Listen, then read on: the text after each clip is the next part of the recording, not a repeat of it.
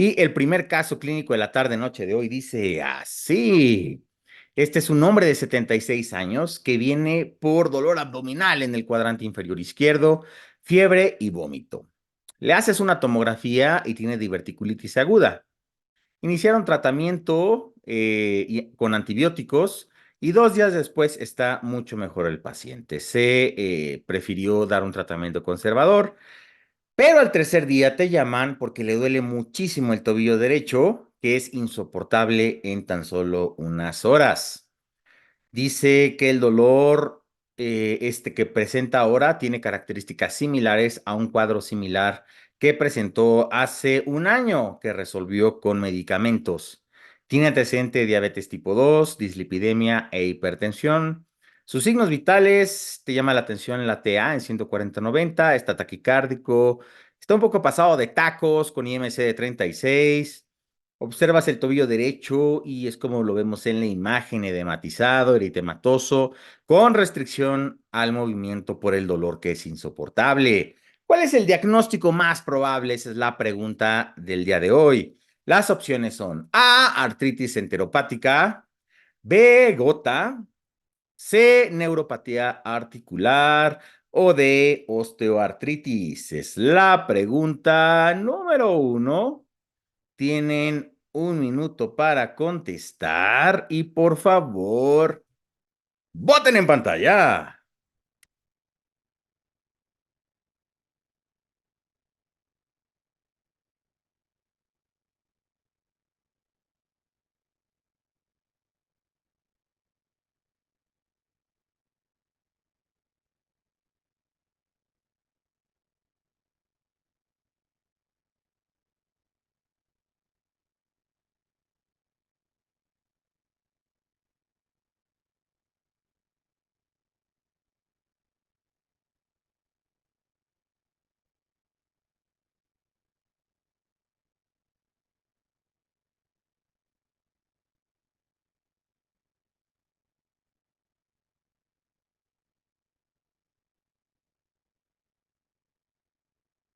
10 segundos.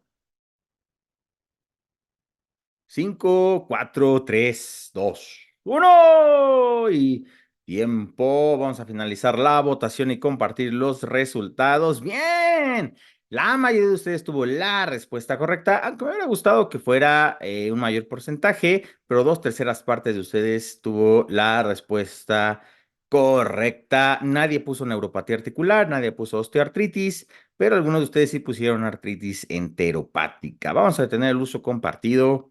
La artritis enteropática es aquella que sucede en los pacientes que generalmente tienen enfermedad inflamatoria intestinal. Estoy de acuerdo que este paciente tiene un problema del colon, pero la diverticulitis aguda no se considera una enteropatía inflamatoria intestinal como CUSI o la enfermedad de Crohn, que de hecho sabemos que el espectro de estas enfermedades es mucho, mucho mayor, pero de forma clínica la seguimos dividiendo así. Pero este paciente tiene gota, tiene varios factores de riesgo para pensar, es un hombre adulto muy mayor, tiene antecedente de diabetes, hipertensión, está con obesidad.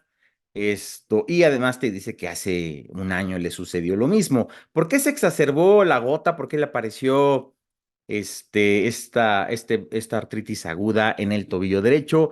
Por el estrés agudo, y no el estrés del trabajo, sino el estrés de la diverticulitis aguda que lo llevó a buscar atención hospitalaria. Entonces, este tipo de alteraciones, enfermedades agudas, pueden exacerbar un cambio en los niveles de ácido úrico y el depósito de cristales en las articulaciones. Entonces, recuerda, hay que descartar que no se trate de una artritis séptica, porque recuerda que esa es destructiva, pero lo más probable es de que sea una artritis por cristales, especialmente gota. ¿Cuáles son los factores de riesgo para gota? Ya mencionamos algunos, pero los pacientes que consumen ciertos fármacos como diuréticos, dosis bajas de aspirina también es un factor de riesgo. Cirugía, trauma, hospitalización reciente como este pacientito, pacientes que se deshidratan, pacientes que consumen alimentos ricos en proteína, grasa, fructosa o alimentos endulzados, especialmente con jarabe de maíz, que es un endulzante muy, muy común en la industria alimenticia. Son factores de riesgo para la aparición de un ataque agudo de gota. Consumo intenso de alcohol. Recuerda que antes se conocía como la enfermedad de los reyes, porque los que tenían gran acceso a cantidades de vino y de proteína, especialmente la carne, pues eran los aristócratas de hace 2 o 3 siglos.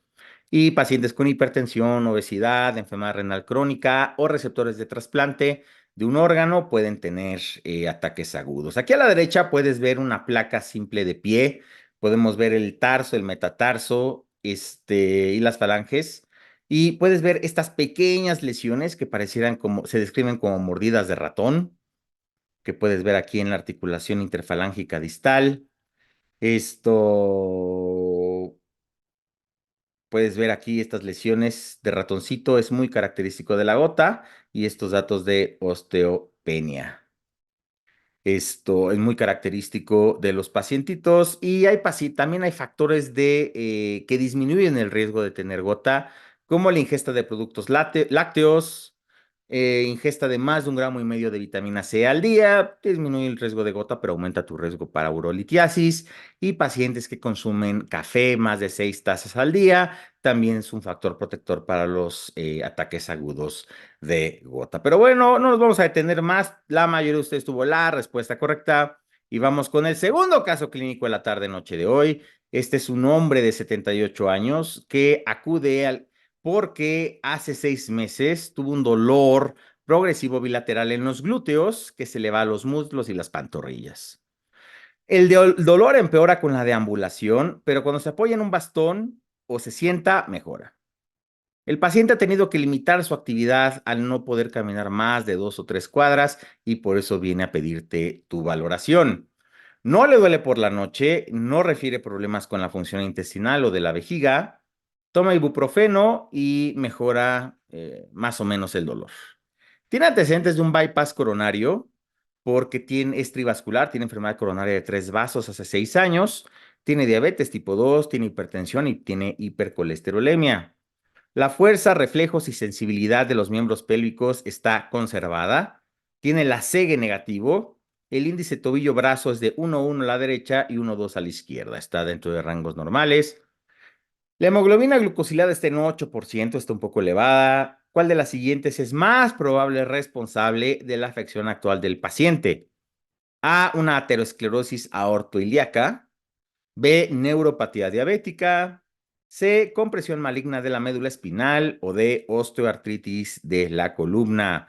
Es la pregunta número 2. Tienes 1 minuto para contestar en la pantalla y por favor, vote.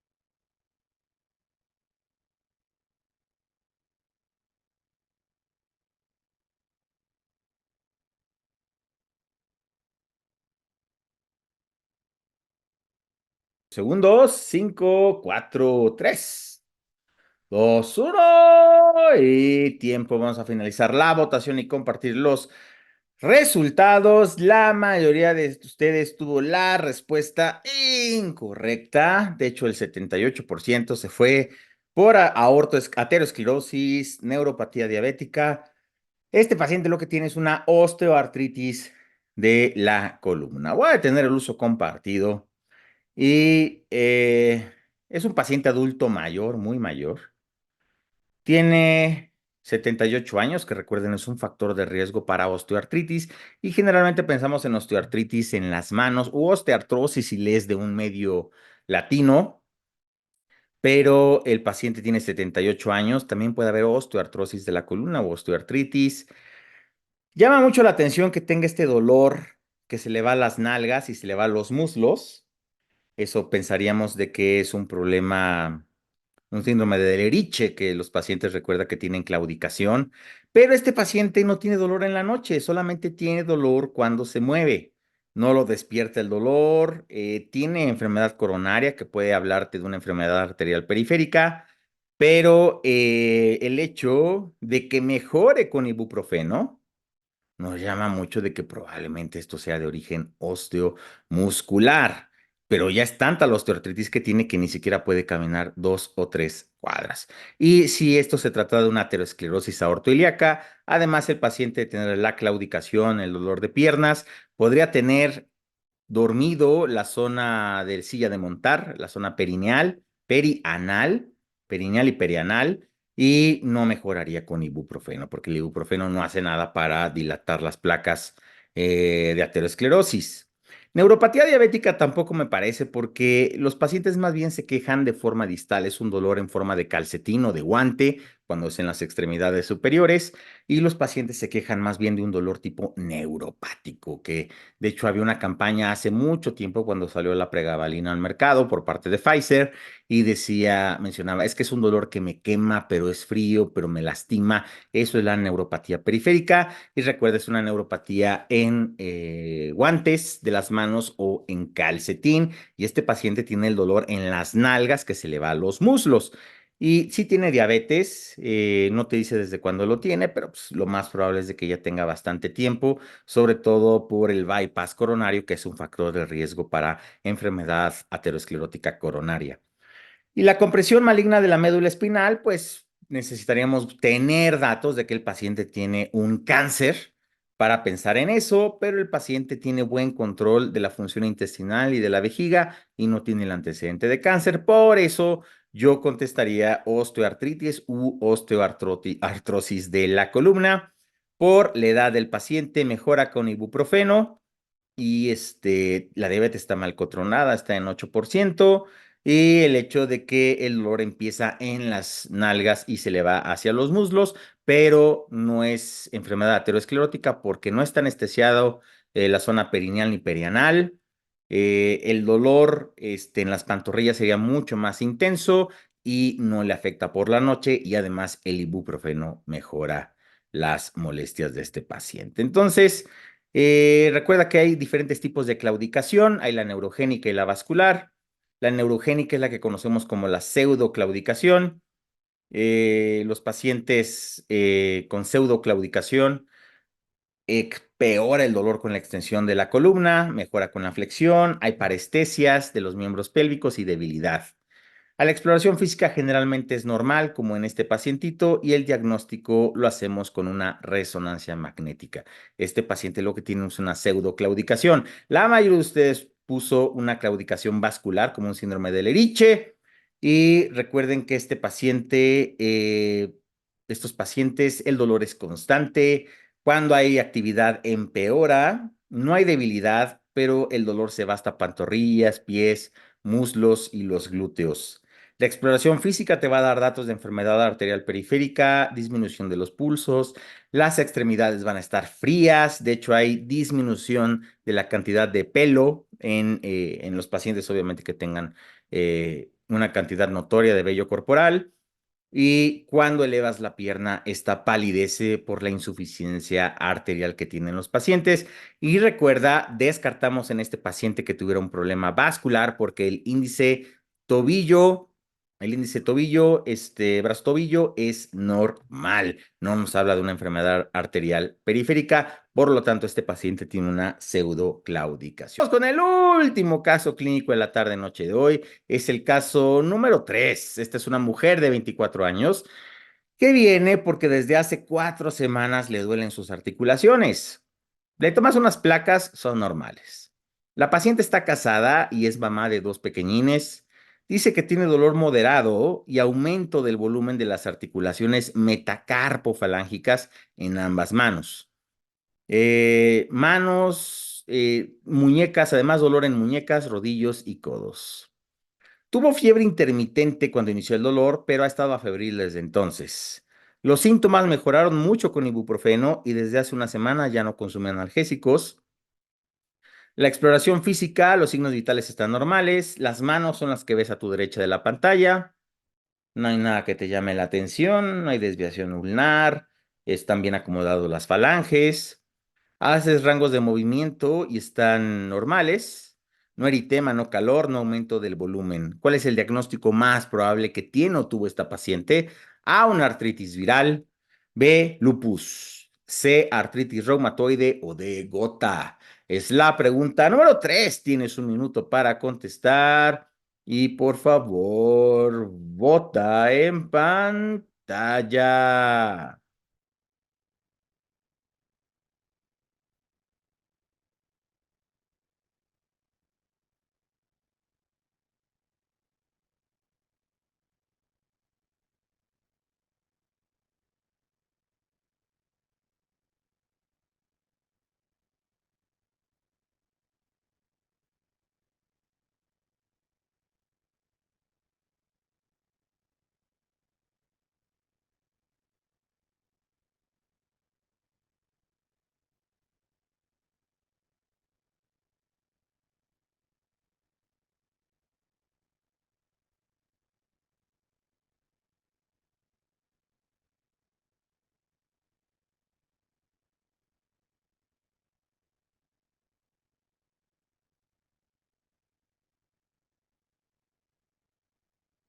5 segundos, 5, 4, 3, 2, 1 y tiempo. Finalizamos la votación y compartimos los resultados.